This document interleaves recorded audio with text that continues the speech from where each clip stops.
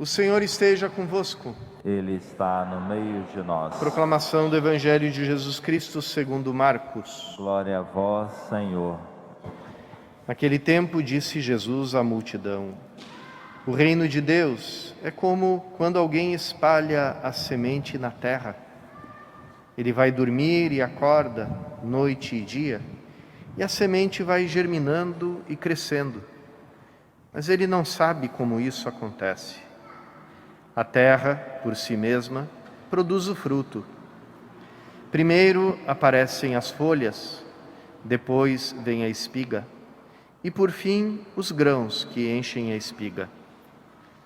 Quando as espigas estão maduras, o homem mete logo a foice, porque o tempo da colheita chegou. E Jesus continuou: com que mais poderemos comparar o reino de Deus? Que parábola usaremos para representá-lo? O reino de Deus é como um grão de mostarda, que ao ser semeado na terra, é a menor de todas as sementes da terra. Quando é semeado, cresce, e se torna maior do que todas as hortaliças, e estende ramos tão grandes, que os pássaros do céu podem abrigar-se à sua sombra. Jesus anunciava a palavra usando muitas parábolas como estas, conforme eles podiam compreender. E só lhes falava por meio de parábolas. Mas quando estava sozinho com os discípulos, explicava tudo. Palavra da salvação. Glória a vós, Senhor. A narração do Evangelho, nos outros Evangelhos, Jesus fala a parábola do semeador, e quando chega em casa, os discípulos perguntam o que quer dizer aquela parábola. E Jesus diz para eles: vocês não entenderam essa parábola? Se vocês não entendem essa, como é que vocês vão entender todas as outras? E então Jesus ali, naquela parábola do semeador, que não é essa aqui, ele dá a chave de por que ele fala em parábolas. As parábolas são sementes, elas não têm uma linguagem exata, porque as linguagens exatas nos obrigam. Quando a gente tem uma ideia clara e distinta, como dizia Descartes, não tem saída, não tem por onde escapar. É uma coisa direta, objetiva e que só cabe aceitar. Enquanto que a parábola, ela é feita de uma linguagem aberta, da mesma linguagem das poesias, da mesma linguagem que falam de coisas, de mistérios que não são atingidos pela razão e não podem ser descritos por palavras racionais. E falar em parábolas, então, é como semear. A parábola que cai no coração aberto, preparado, ela se revela. Ela revela o que estava escondido dentro dela, como a semente que vai revelando, vai manifestando aqui, tudo aquilo que está escondido dentro dela. E enquanto que a parábola que cai num coração fechado, num ouvido distraído, num ouvido ocupado com outras coisas, ela não dá fruto, ela fica ali, como diz Jesus na parábola do semeador: as aves do céu levam embora, o sol resseca, os espinhos sufocam e a semente não dá o seu fruto.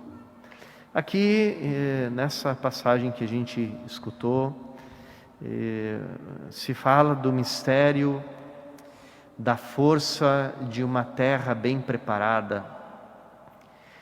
Jesus atribui aqui nessa parábola o sucesso da semente à terra, à força da terra. A terra por si mesma produz o fruto. E a gente sabe como é importante a terra para qualidade, né, dos vegetais, das plantas, né, das características deles. Tem certas uvas que só ficam boas, né, numa determinada terra, numa determinada altitude, num determinado clima. Tem certos cafés, né, como os cafés aqui do Espírito Santo, que ganham prêmios mundiais, né? Às vezes é um pedacinho de terra que está num ângulo que o sol bate de um jeito, mas não bate de outro, e por isso a terra fica fria, e por isso o grão fica mais doce, e por isso o café aparece com umas notas especiais. Aí chegam os especialistas ali naquela fazenda escondida, perdida ali, né, na região serrana, e provam aquilo e dizem: esse aqui é o melhor café do mundo, esse aqui vai para o concurso, vai ganhar prêmio, né? E por quê? Porque ali tinha, naquele pedacinho daquele morro, tinha uma terra que o sol dava num ângulo, e que tinha não sei que coisas, e não sei que chuvas caíram ali, não sei que outras coisas aconteceram, e no fim ficou uma terra boa, excelente, e que sai dali o melhor café do mundo, né? E assim a gente podia falar de muitos exemplos, né? A força que a terra tem de dar uma qualidade especial para tudo, né? E também é isso, mesmo você tendo uma mesma cepa de videira, de uva, ou de café, ou de qualquer qualidade, se você planta em duas terras diferentes, o sabor vai ser diferente, não vai ser o mesmo, né? Quando eu fazia as minhas férias lá ao sul de Roma, lá perto de Nápoles, tinha um limão ali daquela península sorrentina, perto de Sorrento, e por alguma dessas razões imponderáveis aí, aquele ali, a casca daquele limão, ela era especial, tinha um sabor especial. Então eles plantavam ali os limoeiros, e depois nos davam de presente, né, para os seminaristas, o limão, mas sem a casca, porque a casca era o que tinha de precioso aquele limão, é onde ele tinha o sabor especial dele, o sabor único, apreciado no mundo inteiro, né? Então ali um pouquinho além daquele lugar ali, já não era a mesma coisa, já não tinha o mesmo sabor, já não tinha. Então mesmo que você pegasse uma muda e plantasse no Brasil, aí depois você ia provar o limão, e disse: não é a mesma coisa, não é, recebeu uma alimentação diferente, plantou numa terra diferente. Então cada pessoa, cada coração é chamado a dar um fruto único, irrepetível e especial. Como única, irrepetível e especial é cada pessoa que vem a esse mundo, né, que existe nesse mundo, né? Como a gente vê assim, as pessoas que ficam se comparando com padrões, né? E você pensa: mas que bobagem, como se nós fôssemos uns produtos de fábrica feitos em série, e se você não preenche um padrão de qualidade, então você não presta, então você é de menos qualidade. Então cada pessoa é única, mesmo que ela faça a mesma coisa que as outras, ela faz de um jeito especial, de um jeito único, pessoal. Então cada pessoa é especial, e cada pessoa tem um chamado que também é único e irrepetível. E isso a gente lembra porque nós somos essa terra onde cai a semente, né? Hoje, se a gente não tivesse celebrando o domingo, né, que tem precedência sobre as outras memórias, etc., a gente estaria celebrando a memória de Santo Antônio de Pádua, né, ou Santo Antônio de Lisboa, a mesma coisa. E Santo Antônio viveu mais ou menos na época de São Francisco, ele também se tornou franciscano, mas como ele é diferente, ele viveu na mesma época, entrou, né, na mesma ordem, e você vê São Francisco de Assis e Santo Antônio, duas pessoas completamente diferentes, mas os dois santos, os dois receberam o mesmo Evangelho, o mesmo que nós recebemos, e deram frutos muito diferentes os dois, e os frutos dos dois igualmente preciosos, bonitos, grandes. Por quê? Porque é assim, a semente, em cada terra que ela cai, ela dá um sabor especial, um fruto único. E esses somos nós, irmãos e irmãs, chamados também à mesma santidade. Recebemos o mesmo batismo que São Francisco de Assis, o batismo dele, a água do batismo não era melhor que a nossa. A Eucaristia que ele recebeu não era melhor que a nossa. A palavra de Deus que ele escutou não era diferente da nossa, era tudo igual. Então, ali cada terra tem um fruto especial, mas todas igualmente chamadas a darem fruto. Depois, outra coisa que nos chama a atenção nesse evangelho e em todos os evangelhos em que Jesus fala do reino de Deus é a lentidão. O reino de Deus cresce devagar, não é da noite para o dia.